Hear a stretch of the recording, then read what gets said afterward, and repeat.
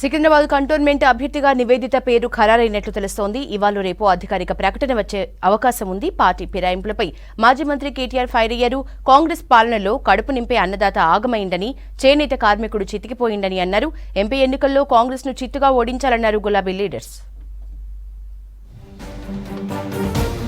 Secunderabad cantonment బైపోల్పై BRS focus చేసింది. Cantonment పరిధిలోని నేతలతో ఎర్రవల్లి ఫామ్ హౌస్ లో సమావేశమయ్యారు.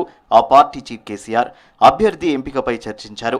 సమావేశంలో దివంగత నేత సాయన్న పెద్ద కూతురు నివేదితకు టికెట్ ఇవ్వడంపై కేసీఆర్ సానుకూలంగా స్పందించినట్లు సమాచారం.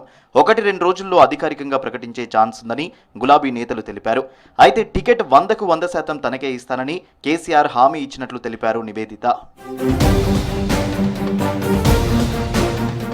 పార్టీ ఫిరాయింపులకు పాల్పడే వారిపై అనర్హత వేటు వేసేలా 10వ షెడ్యూల్లో సవరణలు చేస్తామని రాహుల్ గాంధీ చెబుతుంటే, తెలంగాణలో మాత్రం పార్టీ ఫిరాయింపులను ప్రోత్సహిస్తున్నారని విమర్శించారు BRS working president KTR. Party ఫిరాయించిన వాళ్లకు ఏకంగా ఎంపీ టికెట్లు కేటాయిస్తున్నారన్నారు. కపట కాంగ్రెస్ పాలనలో కడుపు నింపే అన్నదాత ఆగమైందని, చేనేత కార్మికుడు చితికిపోతుందన్నారు.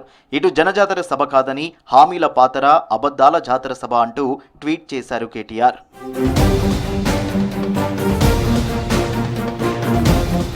కరీంనగర్ కు స్మార్ట్ సిటీ తెచ్చిన ఘనత వినోద్ కుమార్ దేనని అన్నారు ఎమ్మెల్యే గంగుల కమలాకర్. ప్రశ్నించే గొంతుక పార్లమెంటుకు వెళ్తేనే అభివృద్ధి జరుగుతుందన్నారు. పార్లమెంట్ ఎన్నికలు 10 ఏళ్ల అభివృద్ధి, 100 రోజుల అబద్దాల మధ్య జరుగుతున్న యుద్ధమన్నారు. నాగర్ కర్నూల్ బీఆర్ఎస్ అభ్యర్థి ఆర్ఎస్ ప్రవీణ్ కుమార్. కరీంనగర్ చింతకుంటలో జరిగిన బీఆర్ఎస్ యుద్ధబేరీ సభలో నేతలు పాల్గొన్నారు. ఈ రోజు కరీంనగర్ నగరము ప్రవీణ్ కుమార్ సారు చూసిన కరీంనగర్ నగరం వేరు, ఇప్పుడు నగరం వేరు. 40-50 సంవత్సరాలు మార్పు రాని కరీంనగరు టీఆర్ఎస్ ప్రభుత్వంలో గొప్పగా మారిందంటే దానికి కారకులు వినోద్ కుమార్ గారు. స్వతంత్రం వచ్చి 70 సంవత్సరాలలో ఎక్కడ వేసిన గొంగలగా ఉన్న కరీంనగర్ నగరము తెలంగాణ రాష్ట్రం రాగానే 40-50 సంవత్సరాల స్పీడ్తో డెవలప్ అయిందంటే కరీంనగర్కి స్మార్ట్ సిటీ రావాలి అని పోరాటం చేసినాం. 6 గ్యారంటీలు ఎక్కడ వచ్చినాయి? ఎక్కడున్నాయి 6 గ్యారంటీలు? గ్యారంటీలు కాదు, ఇది గారడీల పాలన. గ్యారంటీల పాలన కాదు, తెలంగాణలో గారడీల పాలన. అందుకొరకే మీ అందరికీ చేతులు జోడించి నేను ఒక్కటే రిక్వెస్ట్ చేస్తున్నా మిత్రులారా, దయచేసి అబద్ధాలను నమ్మకండి. తెలంగాణ ప్రజలను కాంగ్రెస్ మరోసారి మోసం చేస్తోందన్నారు మాజీ మంత్రి జగదీష్ రెడ్డి. 6 గ్యారంటీల పేరుతో ఇప్పటికే మోసం చేసిందని విమర్శించారు. అసెంబ్లీ ఎన్నికల్లో రైతులకు మాయమాటలు చెప్పి ఓట్లు వేయించుకున్నారని చెప్పారు. కాళేశ్వరంలో అవినీతి జరిగితే నీళ్లను ఎలా వదిలారని ప్రశ్నించారు జగదీష్ రెడ్డి. కాంగ్రెస్ ఇచ్చే హామీలన్నీ నీటి ముట్టలేని 100 రోజుల అనుభవంలో తేల్చిండ్రు. కర్ణాటకలో తేల్చిండ్రు. కరెంట్ ఇస్తామని చెప్పి కరెంట్ అడిగిన రైతుల్ని దారుణంగా హింసించిండ్రు.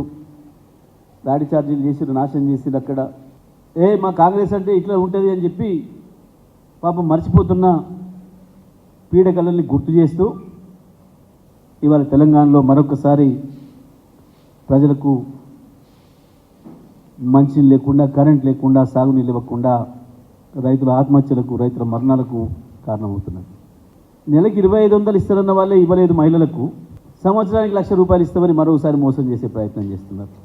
బీఆర్ఎస్ ఎంపీ అభ్యర్థులు పార్లమెంటు సెగ్మెంట్లో ప్రచారం చేస్తున్నారు. ఒక్క ఛాన్స్ ఇవ్వాలంటూ ప్రజల్ని అభ్యర్థిస్తున్నారు.